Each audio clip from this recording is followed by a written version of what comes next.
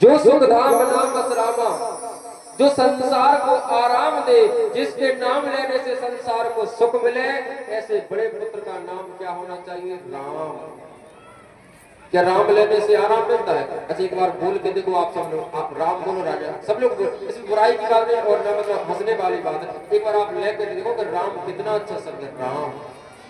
आप विचार करिए कि राम, केवल राम कहने से हमारे जीवन में कितना आनंद प्राप्त होता है। वशिष्ठ जी महाराज ने कोई नशे में नाम थोड़ी रखे। जो आनंद सिंधु सुख राशि सी करते त्रिलोक सुपासी, जो सुख धाम राम नाम अकल लोकदायक, जो संसार को आराम दे, ऐसे पुत्र का नाम राम है। और संसार को आराम कौन दे सकता है? संसार को आराम केवल नारायण ही दे सकता है। दूसरे नंबर के पुत्र का नाम क्या रखा? देश पे भरणो पोषण कर जोई,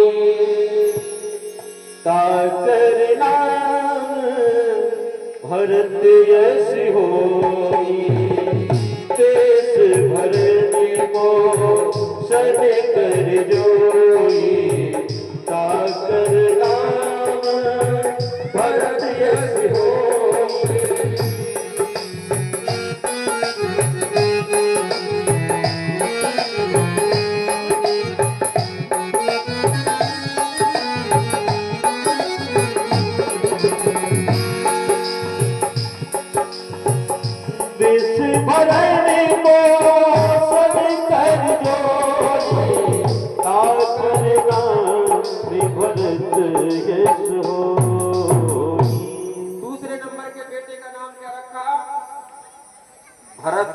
लेकिन क्या कहा वशिष्ठ जी ने? विश्व भरण पोषण कर जोई, ताकर नाम भरत अस हुई। यानी कि जिसके नाम से संसार का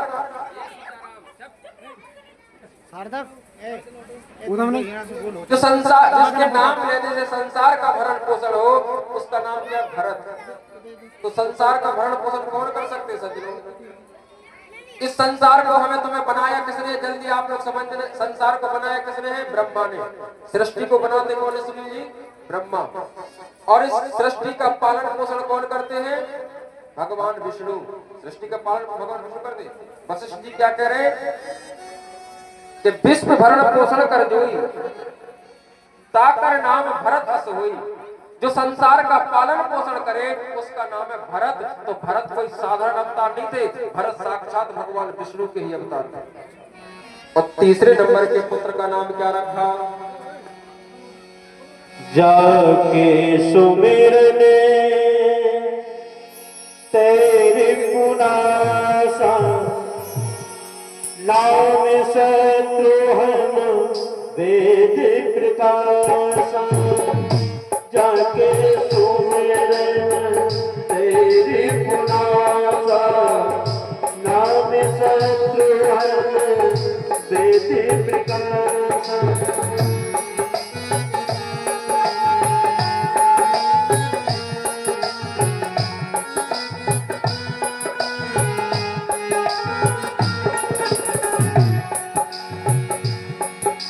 जाके सुमिरन तेरी पुनासा, नाम शत्रुहन वेद प्रकाशा।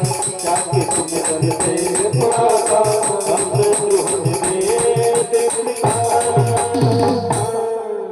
जाके सिमरन तेरे पुनासा नाम सतधन वेद प्रकाशा, जिसके नाम लेने से शत्रुओं का नाश हो जाए, ऐसे पुत्र का नाम है शत्रुधन। तो नाश करने की शक्ति किसमें है? बनाते ब्रह्मा है, पालते भगवान विष्णु है, और संसार का नाश कौन करते हैं? संसार का नाश करते हैं भगवान शिव। तो शत्रुधन कोई साधारण नहीं, शत्रुधन साक्षात शिव के ही अवतार। और सबसे छोटे कि लक्षण धाम सुराम प्रिय, लक्षण जिसमें संसार के लक्षण भरे हो, लक्ष्मण नहीं लक्षण, जिसमें संसार के गुण सर्वत्र विद्यमान हो। लक्षण धाम सुराम प्रिय, सकल जगत आधार, सकल जगत आधार। ये सारा संसार में पृथ्वी है ना, सकल जगत आधार। ये दादाजी पृथ्वी किसके ऊपर आधारित है? क्या अनिल, पृथ्वी किसके ऊपर आधारित है? शेष के ऊपर। किसके ऊपर? शेष के ऊपर। लक्षण धाम सुराम प्रिय, जिसमें संसार के लक्षण हो और राम का प्रिय हो, और सकल जगत आधार। ये संसार किसके ऊपर आधारित है? ये पृथ्वी किसके ऊपर आधारित है? ये पृथ्वी शेष के ऊपर। किसके ऊपर? शेष के ऊपर। तो जो लक्ष्मण थे वो किसके अवतार थे? उस लक्ष्मण की शेष के अवतार थे। तो गुरु वशिष्ठ राखी और लक्ष्मण नाम उदार, ऐसे चारों पुत्रों का सुंदर नामांकन संस्कार किया। धीरे धीरे चारों पुत्र बड़े हुए, घुटमन घुटमन चलने लगे, और माता कौशल्या भी कभी कभी उंगली पकड़ करके राम को चलाती है कि कौशल्या जब बोलनो जाए, ठुमके ठुमके प्रभु चले पराई, ठुमके ठुमके प्रभु चले पराई।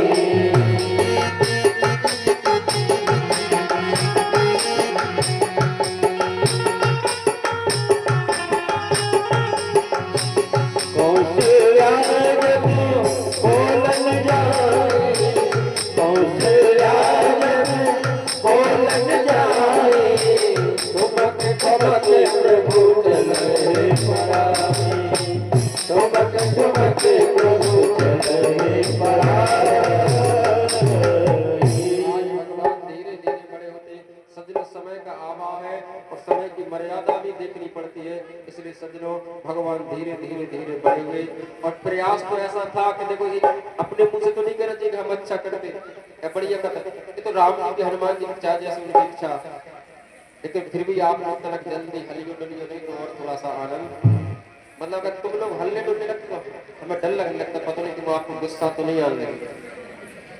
सज्जनों भगवान धीरे धीरे बड़े हुए, और विश्वामित्र की यज्ञ रक्षा, विश्वामित्र जी यज्ञ करते थे, तो यज्ञ की जो रक्षा के लिए भगवान को लेने आए। सज्जनों जैसे महाराज विश्वामित्र के मन में चिंता हुई, और जैसे महाराज विश्वामित्र जी सरजू के किनारे महाराज पहुंचे, और इधर जब सरजू के किनारे पहुंच जाते हैं तो अयोध्या के चक्रवर्ती सम्राट राजा दशरथ को पता चलता है कि मेरी सरजू के किनारे, अयोध्या के किनारे कोई ऋषि महात्मा है। तो पूरे ब्राह्मण समाज को लेकर के, पूरी अयोध्या के परकर को लेकर के महाराज दशरथ जी कहाँ पहुंचे? सरजू जी के किनारे। मुनि आगमन सुन जगुराजा,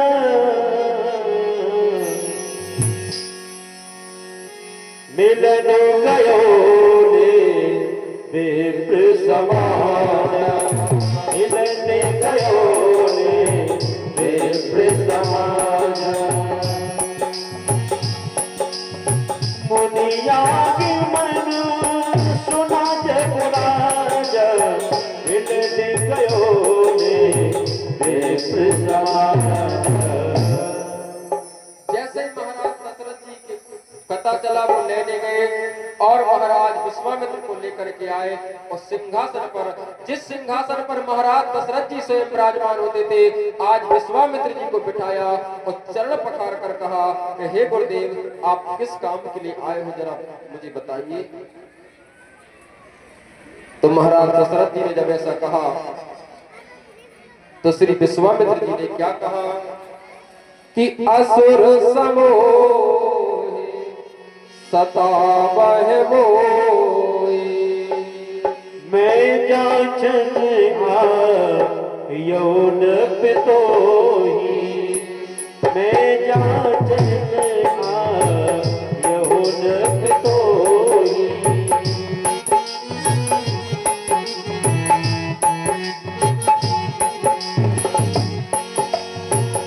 असुर समूह सतावहि मोहि,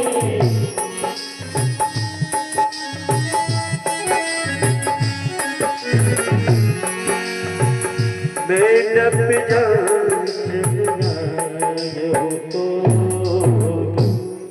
विश्वामित्र जी ने क्या कहा कि असुर समूह यानी कि राक्षस मुझे सताते हैं, तो मैं जांचन लास्ट में क्या कहा, पहले तो ये कहा कि मुझे खलमारी जैसे राक्षस आते मेरे यज्ञ को विघ्न कर देते हैं, लेकिन लास्ट में क्या कहा कि मैं जांचन आयो नृप तोई।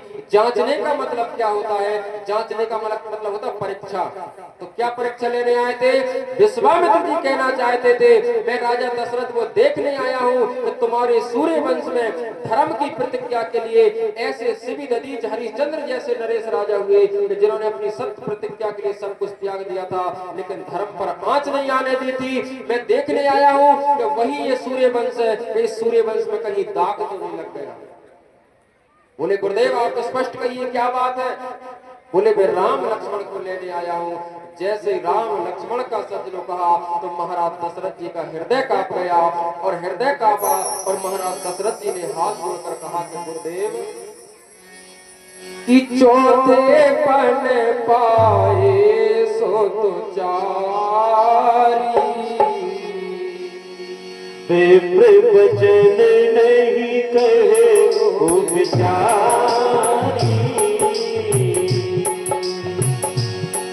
अब चौथे पन पाए सुत चारी, विप्र वचन नहीं कहे विचारी।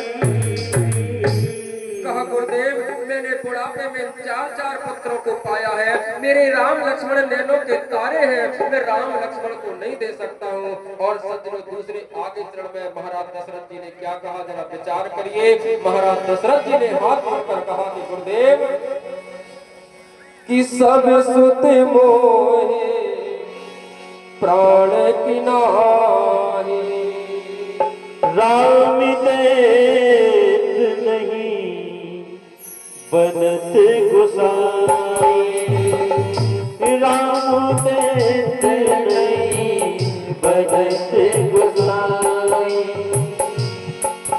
और सब सुख मोहे प्राण की नाई, राम देत नहीं बनत गुसाई। कहा गुरुदेव चारों पुत्र मुझे प्राणों की प्रिय है। पहले क्या कहा कि चारों सुत मोहि प्राण की नाई, पहले क्या कहा कि चारों सुत मोहि प्राण की नाई। आप लोग जरा देखो, हम प्रयास पूरा है कि आपको फुल समझ में बात आ गई, लेकिन फिर भी आप इधर उधर रहोगे तो फिर बात नहीं है। आपका मन दिमाग कथा में होना चाहिए। महाराज दशरथ जी ने क्या कहा कि चारों सुत मोहि प्राण की नाई, मुझे चारों पुत्र प्राणों की तरह प्रिय है। लेकिन लास्ट में क्या कह दिया दादाजी कि राम देत नहीं बनत गोसाई। इसका मतलब भरत को दे सकते, शत्रुघ्न को दे सकते, लक्ष्मण को दे सकते, राम को क्यों नहीं दे सकते।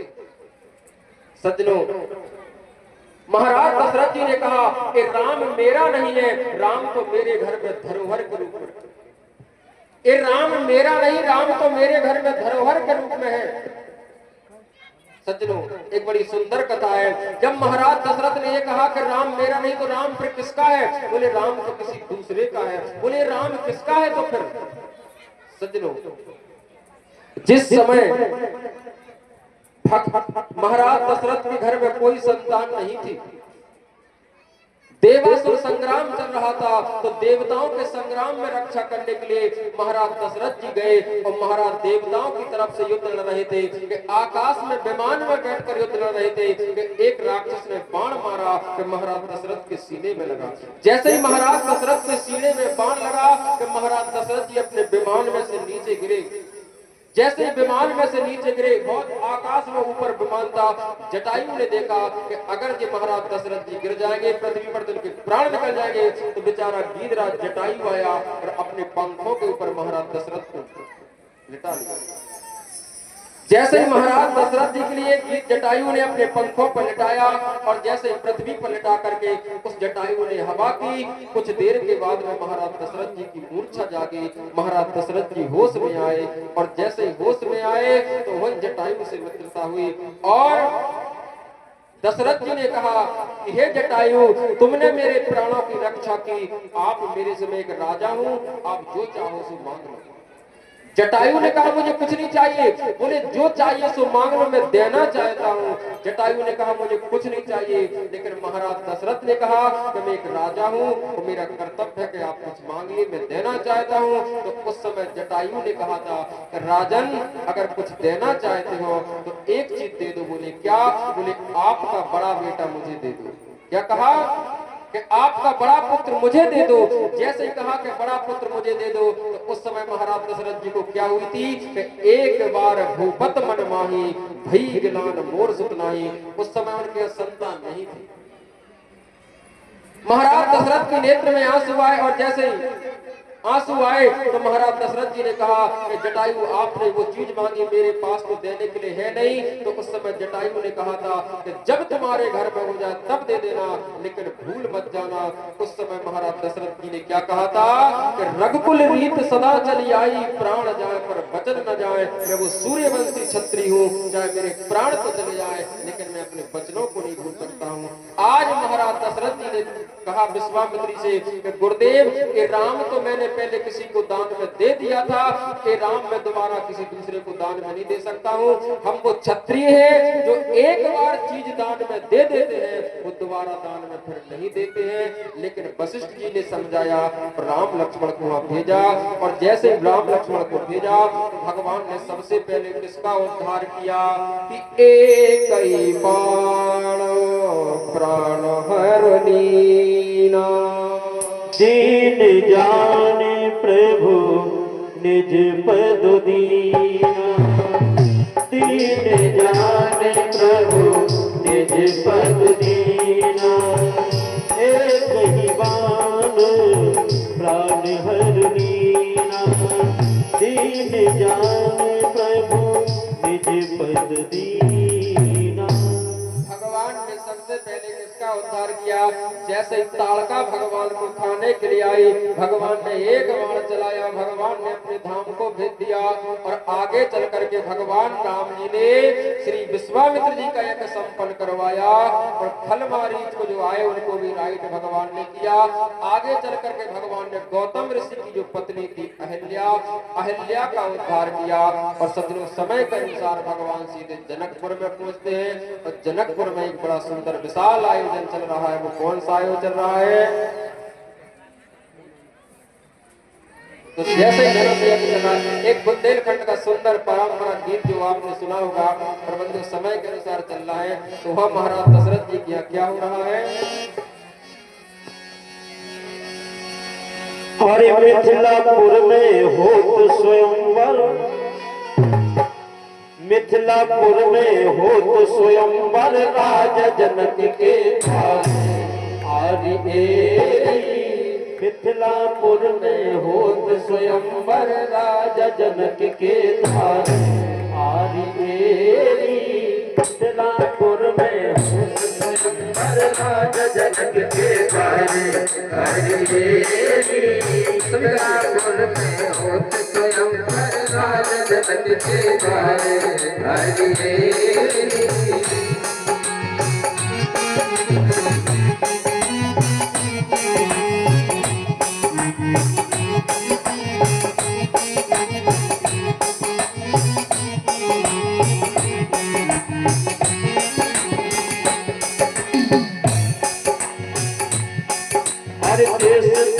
के भूत जुड़े हैं, मिथिलापुर में धनुष धरे हैं, बलबीरन से महल भरे हैं, बलबीरन से महल भरे हैं, बलबीरन से महल भरे हैं।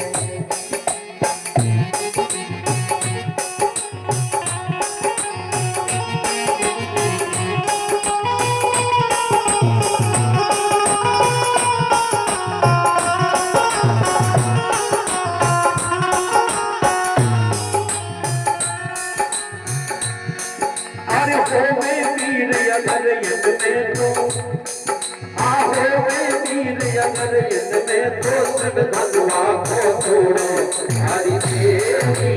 होवे वीर अगर यद में तो, सब धनुआ को छोड़ो हरि देवी।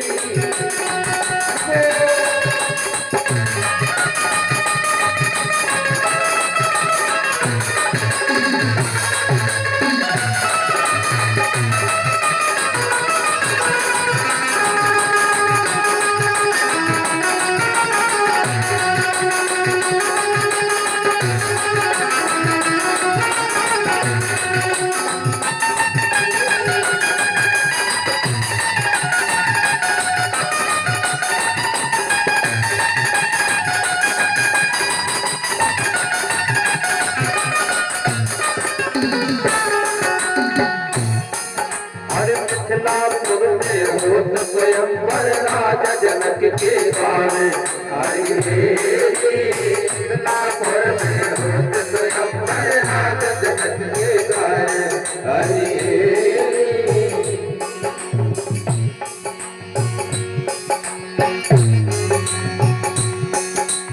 विश्वामित्र मुनि जब आए, संग में राम लखन को लाए, सीता देखत मन मुस्काए, सीता देखत मन मुस्काए, सीता देखत मन मुस्काए।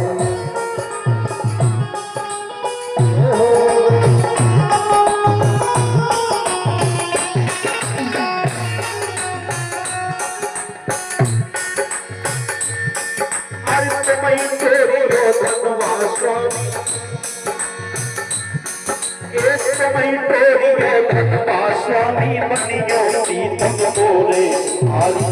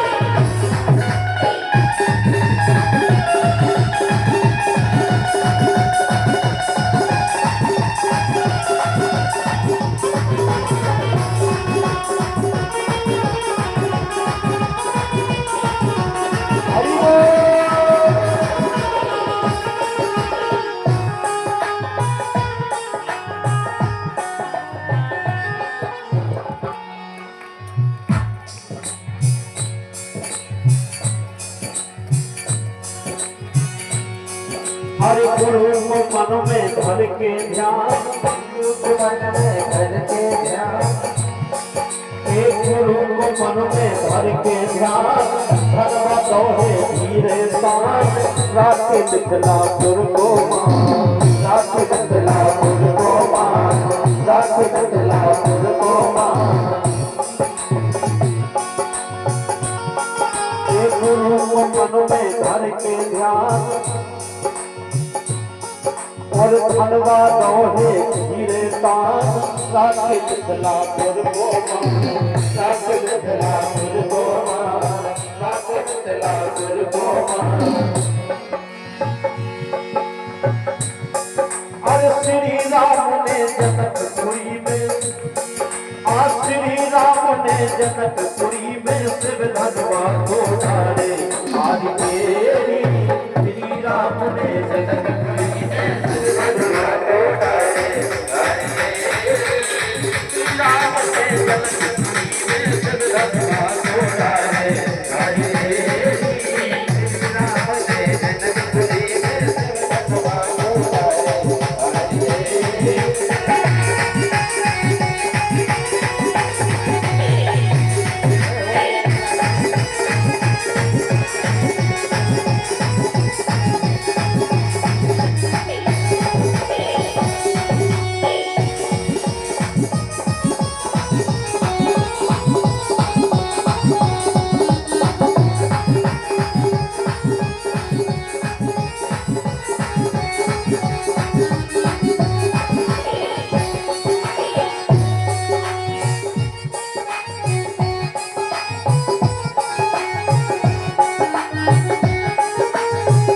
मिथिलापुर में होत स्वयंवर राजा जनक के द्वारे हरिकेरी मिथिलापुर में होत स्वयंवर राजा जनक के द्वारे हरिकेरी मिथिलापुर में होत स्वयंवर राजा जनक के द्वारे हरिकेरी मिथिलापुर में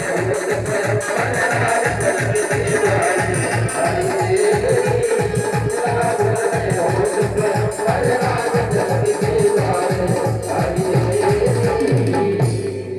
जैसे सज्जनों जनकपुर में भगवान ने प्रवेश किया और जैसे वह स्वयंवर चल रहा था, देश देश के अनेक चित्र राजा हुए, लेकिन किसी ने धनुष को नहीं तोड़ा। आपने सब लोग बड़े ज्ञानी जनाब, सब लोग विद्वान भी हो, सब जानते सुनते कथा में सुनते ही रहते हैं कि जैसे ही 10,000 राजा एकात्र एक साथ में हुए कि भूप सहसो दसो एक ही बार लगे उठावल तरहे नटारा